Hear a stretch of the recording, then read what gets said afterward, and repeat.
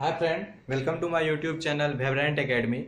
आज हम आप लोगों के सामने लाइफ प्रोसेस चैप्टर का ये मेरा फोर्थ टॉपिक है। सबसे पहले हम लोगों ने न्यूट्रिशन को समझा था, जिसमें हम लोगों ने नरिशमेंट को समझा कि किस तरह से प्लांट हो या एनिमल हो अपना किस तरह नरिशमेंट करता है, इसको समझा। सेकेंड टॉपिक हम लोगों का था जिसमें हम लोगों ने डाइजेस्टिव सिस्टम को समझा कि लोग अपना पाचन किस तरह से करते हैं। और थर्ड टॉपिक में हम लोगों ने रिस्पिरेटरी सिस्टम को समझा। आज हम लोगों का फोर्थ टॉपिक है जिसमें हम समझेंगे सर्कुलेटरी सिस्टम। यदि हम सर्कुलेटरी सिस्टम की बात करें तो सर्कुलेटरी सिस्टम का सबसे पहले डिस्कवर किसने किया, यह सवाल आता है। तो सर्कुलेटरी सिस्टम को सबसे पहले डिस्कवर किया था विलियम हार्वे।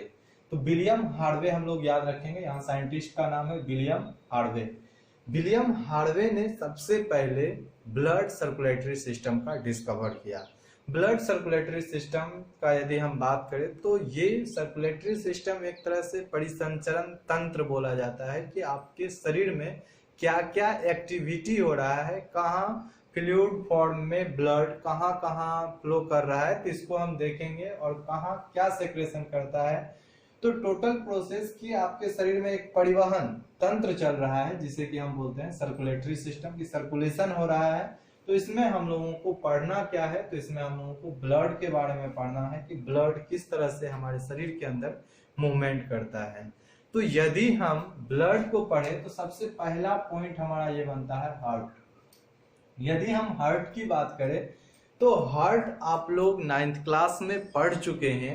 हार्ट की यदि बात करें तो हार्ट में हम लोगों ने ये पढ़ा था कि सबसे पहला यदि बात करें तो पीसेज में मत्स्य वर्ग मछली में कितने हार्ट चैम्बर होते हैं, 2। उसके बाद हम लोगों ने एम्फीबिया को और रेप्टाइल्स को एक साथ रिलेट करके याद रखा था कि एम्फीबिया और रेप्टाइल्स में कितने हार्ट चैम्बर रहेंगे। तो इसमें हम लोगों ने याद रखा था कि इसमें एम्फीबिया और रेप्टाइल्स में हार्ट चैम्बर 3 रहते हैं, तो 3 हार्ट चैम्बर। एक एक्सेप्शन था रेप्टाइल्स का, क्रोकोडाइल, जिसमें कि 4 चैम्बर रहते हैं। कहीं कहीं इनकम्प्लीटली 4 चैम्बर्स भी लिखा हुआ आपको मिलेगा। लेकिन यदि हम बात करें 4 चैम्बर हार्ट किसमें प्रेजेंट रहते हैं, तो फिर हम रिलेटेड आपको किए थे कि जितने भी एवीज हैं, पक्षी हैं, और जितने भी मेमल्स हैं, सारे के पास कितने हार्ट चैम्बर हैं, तो 4 हार्ट चैम्बर। तो आज हम आप लोगों के सामने यही 4 हार्ट चैम्बर को पढ़ेंगे, 1 2 3 4। तो 4 हार्ट चैम्बर किसमें अवेलेबल है, तो ये मेमल्स हो या एवीज हो, सारे में 4 हार्ट चैम्बर रहते हैं। तो किस तरह से हार्ट मूवमेंट करते हैं ब्लड का, उसको हम लोग आज पढ़ेंगे। तो सबसे पहले हम पढ़ेंगे कि हार्ट जो है क्या है, तो एक पंपिंग ऑर्गेन। ये क्या करते हैं, आपके बॉडी के अंदर पंप करते हैं, किसका, तो ब्लड का। तो ये पंपिंग ऑर्गेन है और ये किनके बने हुए रहते हैं, तो इनको बोला जाता है इंटायर्ड मसल, जो कभी नहीं थकते हैं। यदि ये थक गए तो आप ही थक गए, मतलब हार्ट बीट यदि रुक गया तो समझ सकते हैं कोई जिंदा नहीं रह सकता है। यदि हम हार्ट बीट पर आए हैं तो हार्ट बीट को हम ये समझ सकते हैं कि आपको ये सवाल पूछा जाएगा कि 1 मिनट में आपका दिल कितने बार धड़कता है, तो हम बोल सकते हैं 72 बार। लेकिन यदि हम वर्क कर रहे हैं या फिर जिस समय हम एम्ब्रायो स्टेज में माँ के पेट में होते हैं, उस समय हमारा हार्ट बीट क्या रहता है, हमारा हार्ट बीट को यदि जाने तो उस समय हम बोल सकते हैं 180। 180 कब, एम्ब्रायो स्टेज में। ये डिपेंड करता है आपके एक्टिविटी पर। यदि आपको किसी से डर लग रहा है, यदि आप गुस्से में हैं, यदि आप तेज दौड़ रहे हैं, तो उस समय हार्ट बीट बढ़ जाता है। लेकिन जब हम सोते हैं, रिलैक्स होते हैं, तो मेरा हार्ट बीट कम हो जाता है। तो ये हार्ट बीट है, 1 मिनट में 72 बार हार्ट बीट है। तो सिंपल आपको याद रखना है, नॉर्मल ही बताया जाता है। 72 एक्टिविटी के अकॉर्डिंग ये बढ़ सकता है, कहां तक, तो 180 तक। एम्ब्रायो स्टेज में 180 हम लोग याद रखेंगे। तो हम लोग यहाँ शुरू करते हैं हार्ट के बारे में। तो थोड़ा बेसिक जानकारी ले लें हम। तो हार्ट को क्या बोला जाता है, दिल। इसी को दिल हृदय भी बोला जाता है। तो दिल हृदय इसी में है। तो आइए दिल हम लोग देखते हैं दिल कैसा होता है। नए जो यंग जनरेशन है वो दिल इस तरह के बनाते हैं। तो ये दिल एम्फीबिया का दिल है, रेप्टाइल्स का दिल है। हम लोगों का दिल कैसा है, 4 चैम्बर का। कभी भी आप 3 चैम्बर का हार्ट नहीं बनाइए। मेरे स्टूडेंट हैं तो आप 3 चैम्बर का हार्ट नहीं बनाइएगा, 4 चैम्बर का हार्ट। यदि कोई बना रहा है तो उसको कहिए वो गलत है। तो ये मेरा 4 चैम्बर का हार्ट है। तो 4 चेम्बर के हार्ट की यदि बात करें तो इसका वेट कितना होता है, तो हम बोल सकते हैं 300 ग्राम इसका वेट होता है, बहुत छोटा सा रहता है। कहाँ रहता है, तो हम बोल सकते हैं हमारे थोरैक्सिक रीजन जो है, तो थोरैसिक कैविटी में हम बोल सकते हैं लेफ्ट साइड। कहाँ, तो ये जो मेरा रिबकेज है, रिबकेज के नीचे इस पोर्शन पे, कि मेरा रिबकेज जहां से स्टेरनम छूट रहा है, बोन यहाँ से रिबकेज का, इसके नीचे प्रेजेंट रहता है। तो इसके लिए हम लोग इस तरह से याद रखेंगे कि यहाँ हम लोगों ने आपको लिखा है कि क्या, प्रीकार्डियम फ्लूइड। तो प्रीकार्डियम फ्लूइड की बात करें तो प्रीकार्डियम मसल्स भी बोला जाता है हार्ट को। प्रीकार्डियम फ्लूइड एक लिक्विड फॉर्म है जिसके अंदर कि हार्ट जो है ये सिस्टोलिक डायसिस्टोलिक दोनों मूवमेंट करते हैं, जिसके कारण कि हार्ट में पंप होते हैं। यदि यही प्रीकार्डियम फ्लूइड यदि आपके शरीर में कम हो जाता है या इसकी कमी हो जाती है तो हमारे हार्ट में दर्द होना शुरू हो जाता है, तो कहते हैं हमारा दिल दर्द कर रहा है। तो ये बायोलॉजी के अकॉर्डिंग हम लोग पढ़ रहे हैं, तो हार्ट बीट जो ओरिजिनल है उसी को पढ़ रहे हैं, ऐसा कुछ नहीं है। तो प्रीकार्डियम फ्लूइड के कमी के कारण हार्ट बीट में दर्द आता है या हार्ट में दर्द आता है। तो यहाँ हम आपको शुरू करने जा रहे हैं कि हार्ट में किस तरह से ब्लड सर्कुलेटरी सिस्टम होता है। तो थोड़ा आराम आराम से पढ़ेंगे और समझ के पढ़ेंगे, क्योंकि यदि आप आगे भी पढ़ने का इच्छा रखते हैं या किसी कंपटीशन को क्वालिफाई करना चाहते हैं, तो ये टॉपिक ऐसा है जिससे आपको एक सवाल श्योर रहेगा एग्जाम में। यदि आप अभी समझ लिए हैं तो आप दूसरे को समझा सकते हैं, और हम अपने आप को लकी मानते हैं कि हमारे स्टूडेंट बहुत बेहतर हैं, जो कि समझने के बाद वो समझाने की भी क्षमता अपने अंदर ले आते हैं। तो आपको समझाना भी है, आज घर पे आप डायग्राम बना के खुद से भी एक लेक्चर दे दीजिएगा कि किस तरह से मैंने समझा है। तो सबसे पहले हम बात कर रहे हैं 4 चेम्बर का हार्ट है।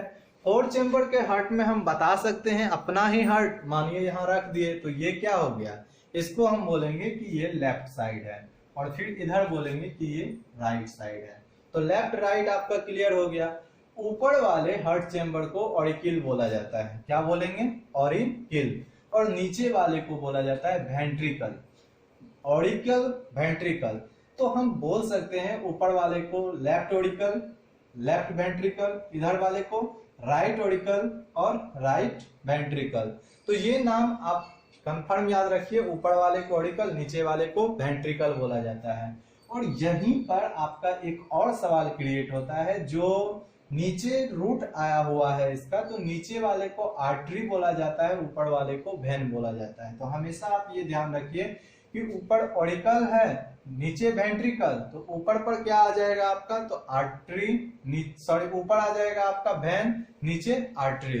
तो यहाँ हम इस तरह से समझेंगे कि आर्टरी को क्या कहा जाता है, तो आर्टरी को धमनी कहा जाता है, कि ये बहुत ज्यादा मोटा होता है। ये कहाँ से निकलते हैं, तो हार्ट से निकलते हैं। हार्ट से निकलने के बाद ये जैसे जैसे आपके बॉडी में जाएगा, तो बॉडी में जाते जाते क्या होते हैं, ये कई ब्रांचेज में बट जाते हैं, और जब ये ब्रांचेज बना लेते हैं तो ये पतला पतला वेन में कन्वर्ट हो जाता है। जो हम लोगों की स्किन में वेन नजर आ रहा है, वेन में कन्वर्ट हो जाता है, और वेन से फिर ये कहाँ आते हैं, तो ये हार्ट में आते हैं, और फिर ये हार्ट से कहाँ जाते हैं, तो लंग्स में जाते हैं। तो अब हम प्रोसेस को समझेंगे।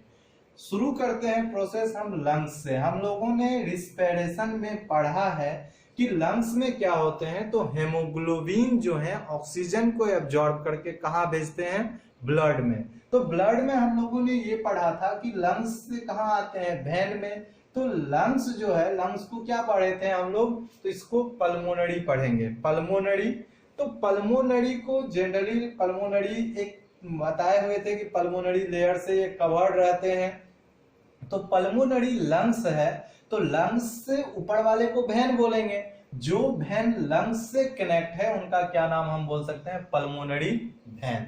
चाहे वो आर्टरी रहे या फिर हम बोल सकते हैं वेन रहे, यदि वो लंग्स से कनेक्ट है तो उसको हम पल्मोनरी ही बोलेंगे।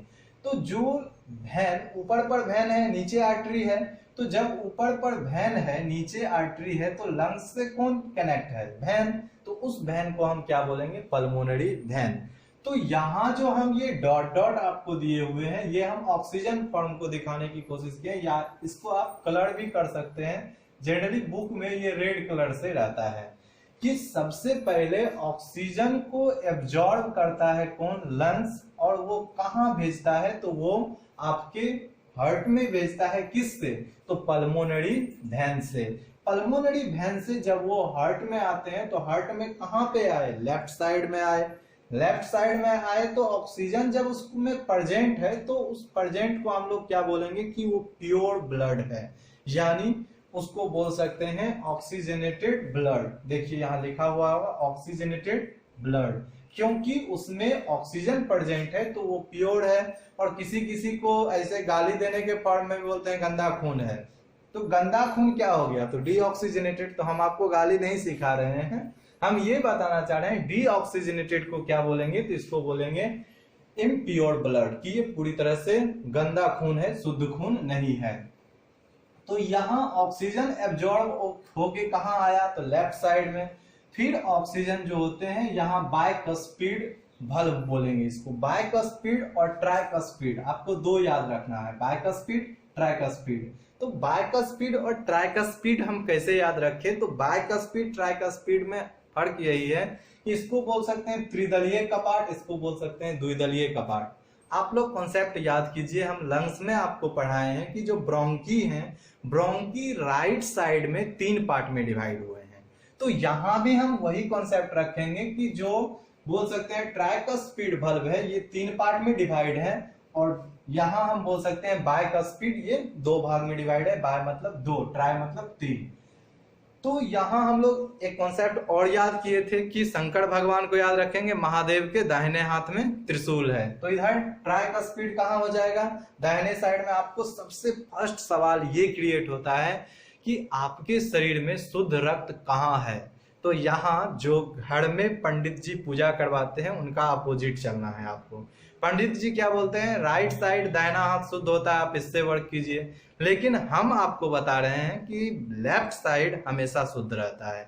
शुद्ध इसीलिए है क्योंकि लंग्स से ऑक्सीजन एब्जॉर्ब करके कहाँ आता है, लेफ्ट साइड में। सबसे पहले लेफ्ट ऑरिकल में आया, उसके बाद लेफ्ट वेंट्रिकल में आया, उसके बाद ये कहाँ गया, तो आपके बॉडी की ओर मूव करता है। किससे, तो आर्टरी से, जिसमें क्या प्रेजेंट है, प्योर ब्लड, जिसको कि हम बोल सकते हैं ऑक्सीजनेटेड ब्लड।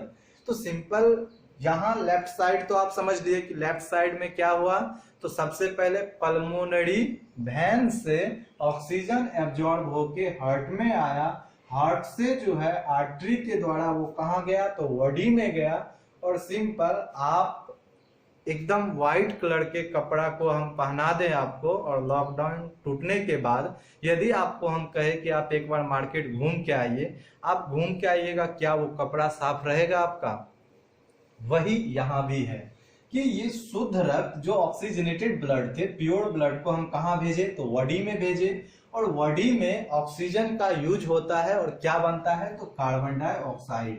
ऑक्सीजन का यूज हो गया, बना क्या, कार्बन डाइऑक्साइड। तो कार्बन डाइऑक्साइड बनने के बाद ये ऊपर में जैसे आए तो ऊपर में क्या प्रेजेंट है, वेन, तो वेन में आ जाते हैं। और वेन में क्या होते हैं, तो यहाँ इम्प्योर ब्लड, इम्प्योर ब्लड को हम बोल सकते हैं डीऑक्सीजनेटेड ब्लड। यहाँ लिखे हैं हम डीऑक्सीजनेटेड ब्लड, इम्प्योर ब्लड। तो इम्प्योर ब्लड कहाँ है, वेन में है। और ये इम्प्योर ब्लड जब बॉडी यूज करके कार्बन डाइऑक्साइड बना देते हैं, तो ये इम्प्योर ब्लड कहाँ आते हैं, फिर से हार्ट में आते हैं। तो हम आपको पूछे कि इम्प्योर ब्लड, अशुद्ध रक्त आपका किधर है, तो दाहिने साइड में, दाहिना हार्ट में। कहाँ, तो ऊपर पर क्या है, आर्टरी, तो हम बोल सकते हैं राइट आर्टरी में, और नीचे राइट वेंट्रिकल।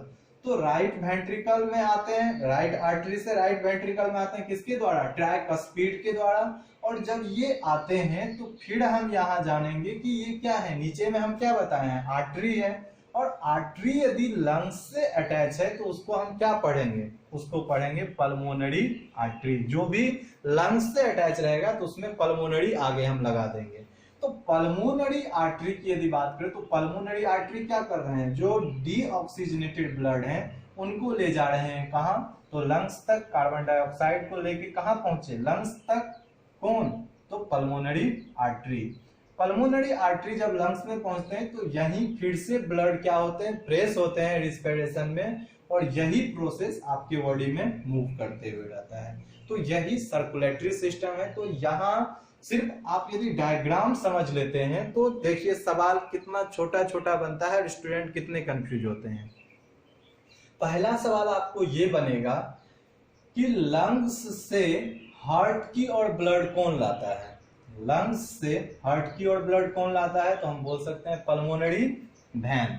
सेकेंड सवाल आपको ये बनेगा कि हार्ट से बॉडी की और ब्लड कौन ले जाता है। तो यहां हम लोग क्या याद रखेंगे, तो यहां याद रखेंगे क्या, आर्टरी। यहां आर्टरी है कि हार्ट से बॉडी की और ब्लड कौन ले जा रहा है, तो नीचे वाले को हमेशा आर्टरी बोलेंगे, ऊपर वाले को हमेशा वेन बोलेंगे। लेकिन यदि वो लंग्स से अटैच है तो पल्मोनरी ऑटोमेटिक उसमें हम लगा देंगे। तो यहाँ सवाल क्या बना, हार्ट से बॉडी की और ब्लड कौन लाता है, तो हम बोल सकते हैं क्या, आर्टरी। और फिर पूछा जाएगा बॉडी से हार्ट की और ब्लड कौन ले जाता है, तो हम बोलेंगे वेन। फिर सवाल आपका ये बनता है कि हार्ट से लंग्स की और ब्लड कौन ले जाता है, तो हार्ट से लंग्स की और ब्लड कौन ले जा रहा है, तो नीचे में क्या है, आर्टरी। तो किस में जा रहा है, लंग्स में, तो पल्मोनरी आर्टरी हम बोल देंगे। तो यहां ही आपका सवाल खत्म नहीं हुआ है। अब देखिए सवाल किस तरह का बनता है। आपको ये पूछा जाएगा कि ऑक्सीजनेटेड ब्लड कहाँ प्रेजेंट रहता है। तो सबसे पहला बात हमारे लेफ्ट साइड में बोल देंगे, हार्ट के लेफ्ट साइड में ऑक्सीजनेटेड ब्लड होते हैं। कहाँ, तो पहला सवाल ये बनता है मेरा कि लेफ्ट ऑरिकल में, दूसरा लेफ्ट वेंट्रिकल में, दोनों जगह प्रेजेंट रहता है।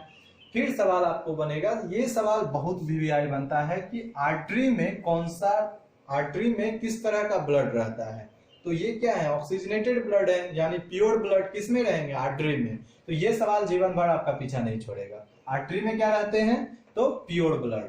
और वेन में क्या रहते हैं, तो वेन में इम्प्योर ब्लड बोल सकते हैं, जिसे कि डीऑक्सीजनेटेड ब्लड बोलेंगे। तो वेन में डीऑक्सीजनेटेड ब्लड, लेकिन इनके अपोजिट मूवमेंट तब होने लगते हैं जबकि ये लंग्स से अटैच हो जाते हैं। जब ये लंग्स से अटैच हो गए तो देखिए वेन में हम क्या पढ़े अभी कि डीऑक्सीजनेटेड ब्लड होते हैं, लेकिन पल्मोनरी वेन की बात करें तो पल्मोनरी वेन में क्या है, ऑक्सीजनेटेड ब्लड है। लेकिन यही पल्मोनरी आर्टरी की बात करें तो पल्मोनरी आर्टरी में क्या है, डीऑक्सीजनेटेड ब्लड है। तो सिंपल, जब पल्मोनरी लग जाएगा तो अपोजिट वर्क करेगा। बाकी आप आर्टरी में याद रखिए प्योर ब्लड और वेन में याद रखिए इम्प्योर ब्लड या डीऑक्सीजनेटेड ब्लड। तो यहाँ छोटा छोटा और पॉइंट क्रिएट होता है।